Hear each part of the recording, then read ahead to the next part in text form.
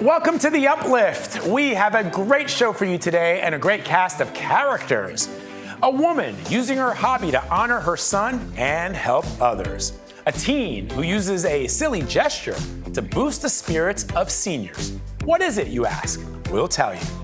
Another young girl who battled cancer, and after growing her hair back, she's cutting it all off.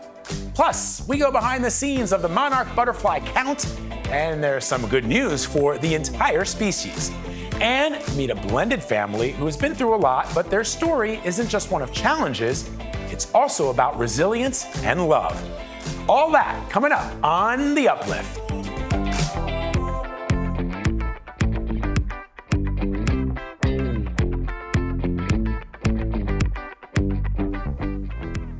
Hi there, everyone. I'm Vladimir Dutip, and this is the show that lifts you up for at least the next 30 minutes or so. We're going to begin in Houston today, where a young boy with autism received the gift to lift his spirits. Here's David Begnaud. It may have started as a story about what's wrong with the world, what's broken. So this is my little dog, Chloe. 13-year-old Carson Thompson, who has autism, is now in an arm sling because he says bullies pushed him to the ground on his way home from the bus stop, breaking his wrist. But rather than focus on what's broken, I asked his mom what might help him heal.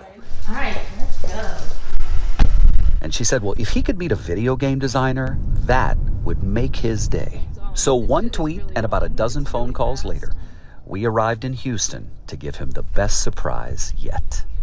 Hey, Carson. Hey. Hi, Carson. Welcome to 6 Foot Studios. You know what we do here? Make games? We make games. This is so cool. Like, it's cool. Cool. It's super small. What do you think about that? That's awesome. That's pretty cool. Thank you. Don't worry about bullies. Don't worry about any of those things, okay? There are many, many people who love you and want the best for you. How was today for you? Today was awesome. Honestly, I'm pretty inspired. I think that I am going to make the best game ever created. Nice to meet you, bud. Nice to meet you, too. We are inspired too. Our next story is about a mom who wanted to honor her late son and found a way to do that while also helping others. Here's CBS's John Lauritsen. I thought after he passed, what can I do? I don't want his memory forgotten. Peter Stohlvich was an athlete, a traveler, a fun-loving guy who may have fit more into 25 years than most people do in a lifetime. He loved life. He was driven. He knew what he wanted. He knew where he wanted to go. But in 2019, a cancerous brain tumor claimed Peter's young life. For Sandy, the grief was so overwhelming that she couldn't celebrate Christmas for a couple years. But then she got an idea. And then I remember that blanket. And I go, there it is. While Peter was being treated at Monticello's Cancer Center, someone gave him a blanket that he loved. So Sandy began making blankets of her own. I can't think of anything else but the next stitch. In 3 years, she's made 248 blankets that she donates to cancer patients. Each one includes her son's story. Sandy names every blanket she crochets and donates. The colors remind her of a memory of Peter. The names may be associated with the sports team he loved or a place he traveled. The recipient would never really know the memory, but I know what it is. There was a connection there, a mom and son connection that was very powerful. Those who took care of Peter at the cancer center aren't surprised Sandy does what she does. And I think something he did that was very important with his mom also was he gave meaning to the time he had left. Sandy has received a number of thank you cards from patients, and if she sees them, she tells them to live by some of the last words Peter ever said. Physical and speech therapy, he was able to say, don't give up. Coming up, meet a 16-year-old who is dedicated to bringing joy to seniors, and it all starts with one simple item. Any guesses? Tell us. A heartwarming moment between a mom and her 4-year-old you just need to see.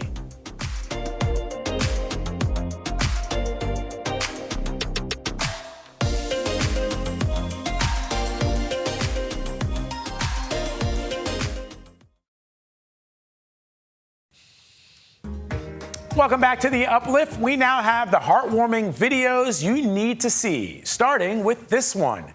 From a mom named Kaylee Compton, who says her 4-year-old son has autism and is nonverbal.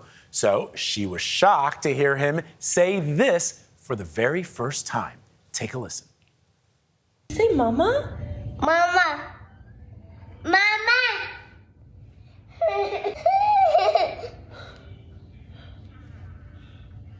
Can you say mama? Mama.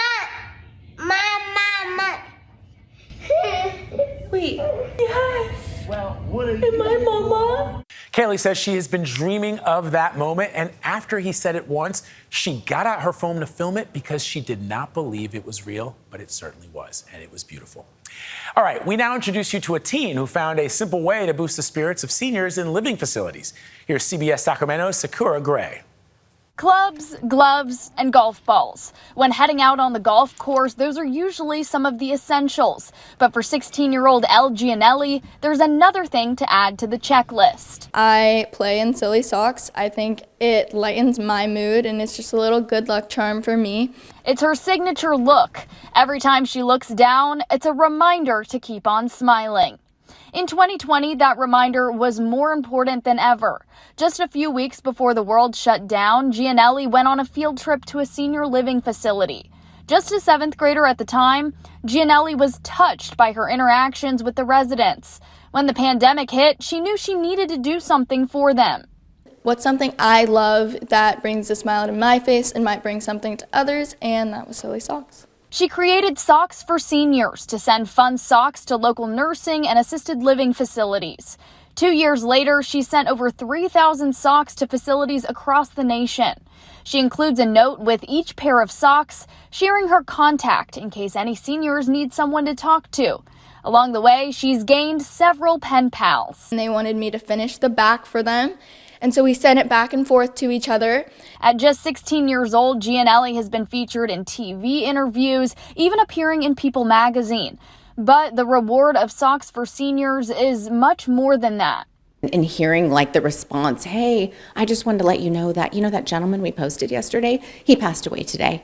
And the last thing he was so excited about was that little pair of socks. For Gianelli, it's about showing these folks that someone still cares. You never know what someone's going through, so maybe something really small, such as socks, can do something for someone, or me writing back to them knowing that they have someone and that they're not alone and they'll get through it.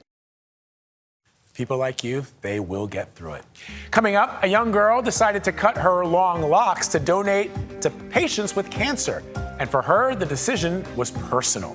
Plus, how are monarch butterflies counted?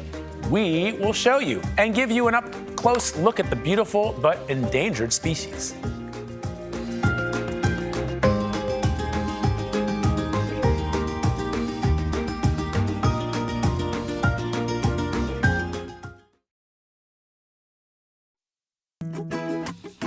Monarch butterflies were on the verge of extinction in 2020, but an annual count shows their numbers are increasing. CBS San Francisco meteorologist Darren Peck gives us an inside look at how they count these beautiful creatures. I've had them land on my hat. You come here long enough, you're going to see them. Ah, there she goes. So you've had them land on you like that before? Oh, yeah. Oh, sure. He made that moment seem like no big deal. But Paul Mary knows better than just about anybody else. Having a monarch butterfly land on you has become an exceedingly rare privilege. In 1997, when they first counted all the western monarchs, there were 1.2 million. In 2020, there were less than 2,000. If you just do the math on the numbers Paul gave us, that is more than a 99% decline. And it had a lot of experts concerned that by 2021, the western monarch would be extinct. Now, how do you go from 0 here in 2020 to 13,004 last year? Please tell us. Lots of whoopee. That's one obvious part of it, but it's not the whole story. Turns out the last 2 years, the weather has been very favorable for these guys. Because of climate change now, it's either way too warm when they're not expecting it, or way too cold when they're not prepared for it. In addition to that, we've unwittingly destroyed most of their habitat. They're sort of a poster child for everything that's going on in the insect world.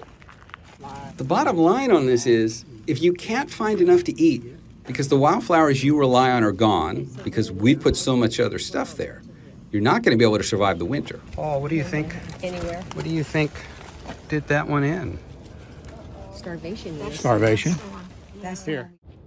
The rumble from the people who are doing the counting is that the state numbers may be as high as 300,000, which would be a 50,000 plus improvement over last year. So another good year, but they're not out of the woods. People with long hair will often cut it to donate to patients with cancer. For one little girl, the decision to donate her locks was personal. Here's CBS Minnesota's Jennifer Mayer-Lee with her story. It's so long. Rose Evenson is ready to chop her long hair. I have more than enough hair so I can give it to somebody who doesn't have hair. That was about 26 inches. We need at least 14. The journey to growing it this length began a few years ago, when Rose was barely old enough to remember. Hi, my name is Rose and I had cancer when I was 3. This letter will accompany her donation. I didn't have hair then either. Now my hair is very long and I want to cut it and share it with you. We first met Rose in late 2016. Wave! See if you can get him to wave. As she and her sisters waved to their garbage men, forming a special relationship and inspiring millions around the world with a wave and a smile. It's then we learned about her stage 4 kidney and lung cancer diagnosis. We followed Rose and her family through treatment, setbacks, and remission. Now cancer-free. You made it. For 5 years. After she had lost her hair to chemo and radiation, when it started growing back for years, she said, I'm never going to cut my hair. I think she just was glad to have hair again. So Rose's hair grew without a cut or a trim. Are you nervous? No? Awesome. Now ready to share what she has with someone like her. Survivors and people whose hair have fell out and they need hair. There it is.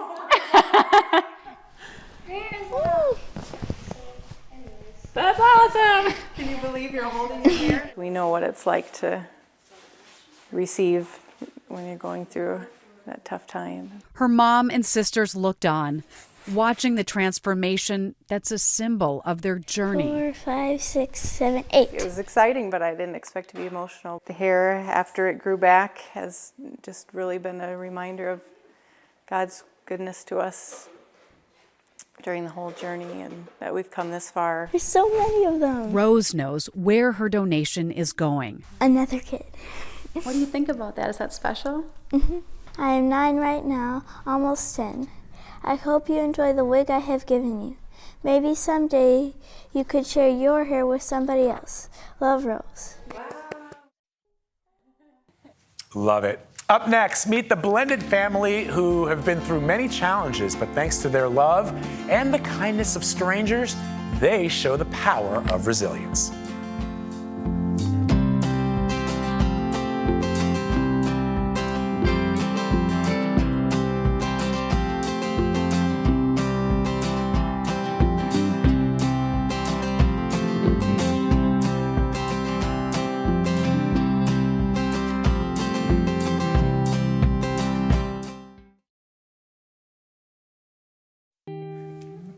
We now introduce you to a blended family that has gone through many challenges in the past year. But no matter what, they stayed resilient and stuck together. David Begnaud shows us how. 369 loves of mine. As much as Gregory Hopp tried, he was unable to outsmart time. Hold my hand. Never let it go. His song, 369 Loves of Mine, was a tribute to his 3 children. It was written after he was diagnosed with colon cancer and told he had just months to live. Tell me about that song. I listened to it and I love it. So 369 is the ages of his kids, so Jane, Max, and Henry. Yeah. Henry being the oldest. And he just goes through and describes Heather. Sorry, they're each each a love of his and why he loves it. Just a little about them. What Greg didn't know when he wrote that song was that he and his wife Megan were both running out of time. Krista Lieber is Megan's twin sister. What happened? She just died suddenly. She was sitting on the couch with her brother-in-law, and all the kids were playing upstairs. And she just took her last breath and died. 4 months after Greg died from cancer, Megan died due to cardiac arrest. She was just 40 years old. She had an undiagnosed heart condition. Krista was tasked with telling her twin sister's children. How did they react? Henry had tears right away. I just told him, you know, we're just going to be a bigger family now, and we're going to be here for you, and I want you to know you're never going to be alone, ever. You're going to be taken care of. Seemingly overnight, 40-year-old Krista and her 37-year-old husband Dave went from 3 children to 6, 1 dog to 2, and they did it all without even hesitating. Can I have those? They're just one big gang, you know, the cousin crew. Everything in this house comes in pairs now. Mm-hmm. The dogs, the twins, love that. Yeah, everybody's the bumped girls, up. the boys. Henry! For Henry, who is now 11, the memory of his mom and dad is ever strong. I used to have like long talks with like Daddy. We'd like walk and talk. Everywhere. We'd just like talk about the future, like what will happen. Like it was nice and calm. And I miss most about Mommy. Just watching shows with her, talking to her, like mostly just talking, like the little things. I miss that. It's been about 4 months since Megan died. Okay, no toys on the table. And Henry and his siblings are now easily settling into a life with their aunt, uncle, and cousins. And that's in part because of the community that swarmed in when their world came crashing down. After Greg died and then after Megan died, there was this village of people, some strangers, right? Mm-hmm. Who came together and said what to you? How can we help? What can we do? Some people would do something as small as help with a cat. Other people donated lots of money.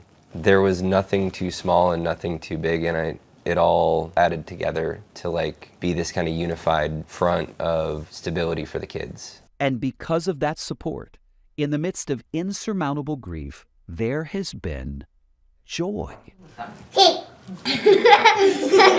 The laughter of the children just being kids. Extended family all huddled together around a Thanksgiving table, decorating the Christmas tree, taking the new family Christmas photo. Brady, can you say 2? There have been lessons, too, for everyone, like making your health a priority. You see, shortly after Greg died, Dave was diagnosed with an autoimmune disease. Had you been putting off how you were feeling for a while? Yeah, I was feeling things and things were happening, and I just chalked it up to stress. Then came Krista's health shock that she thought was stress. You started feeling something funny. I had been feeling palpitations and shortness of breath since either the pandemic or Greg's cancer diagnosis, both at the same time. But that's around when I started feeling it. And I thought, like my sister's, is just anxiety. But after her twin sister died, Krista decided to get her heart checked, just in case. And what did they tell you?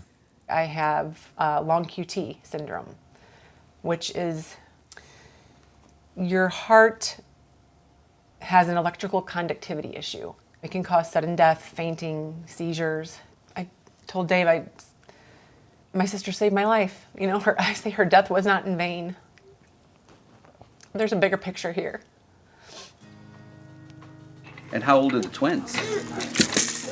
1. Everything that this family has been going through reminds them that life is fragile. But with the help of a village and with unwavering love, life marches on because it has to.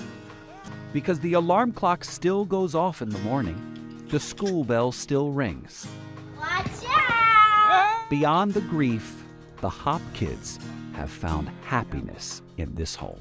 How would you describe the kids now? I love them. I love them so much. They are really resilient. They're okay. They truly are. They're okay. And no, we may not be able to outsmart time. But maybe it's not about that anyway. Who's that? Me. See how it looks like me? Yeah. What is the takeaway from this story? Don't wait for tomorrow to come. Be here in this moment. Rely on the kindness of strangers when it comes. Thank goodness for counseling and the school's involvement and the kindness of these strangers and all the friends and family that have surrounded us and made us feel love. Because these kids feel it too. We all do.